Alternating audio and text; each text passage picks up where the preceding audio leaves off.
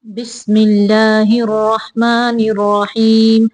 عفى الله عنك لما أذنت لهم حتى يتبين لك الذين صدقوا وتعلم الكاذبين. لا يستأذنك الذين يؤمنون بالله واليوم الآخر أن يجاهدوا بأموالهم وأنفسهم والله عليم بالمتقين.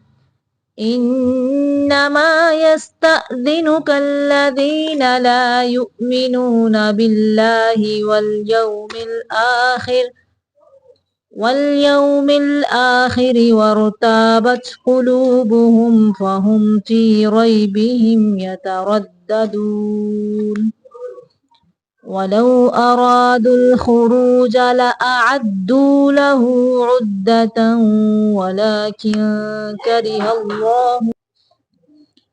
ولكن كره الله بعاثهم فثبطهم وقيل اقعدوا مع القاعدين. لو خرجوا فيكم ما زادوكم إلا خبالا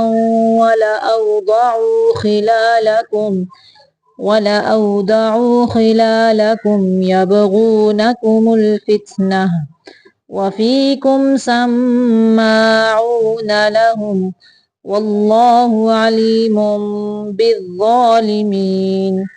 لقد ابتغوا الفتنة من قبل وقلبوا لك الأمور حتى جاء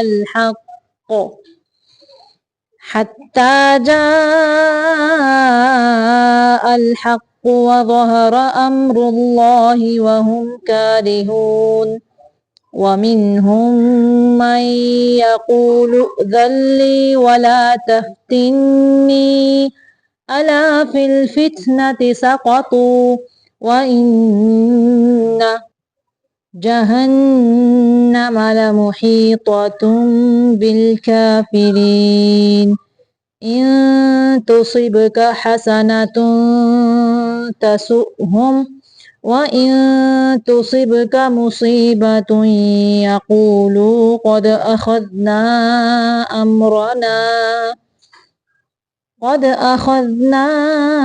أمرنا من قبل ويتولوا وهم فرحون. قل لن يصيبنا إلا ما كتب الله لنا هو مولانا وعلى الله فليتوكل المؤمنون. قل هل تربصون بنا إلا إحدى الحسنيين ونحن نتربص بكم أن يصيبكم الله بعذاب من عنده أو بأيدينا فتربصوا إنا معكم متربصون.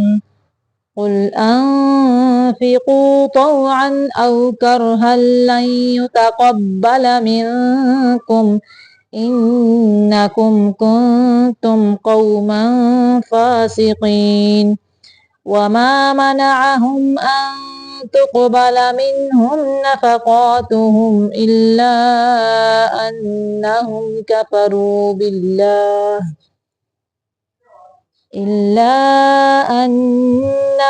كفروا بالله وبرسوله ولا يأتون الصلاة إلا وهم كسالى ولا ينفقون إلا وهم كارهون.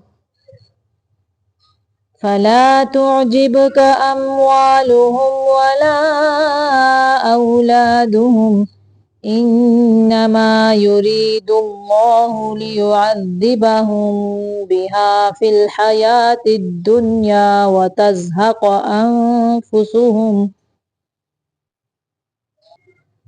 وهم كافرون. ويحلفون بالله إنهم لمنكم وما هم منكم ولكنهم قوم يفرقون لو يجدون ملجأ أو مغارات أو مدخلا لولوا إليه وهم يجمحون ومنهم من يلمزك في الصدقات فإن أعطوا منها رضوا وإن لم يعطوا منها إذا هم يسخطون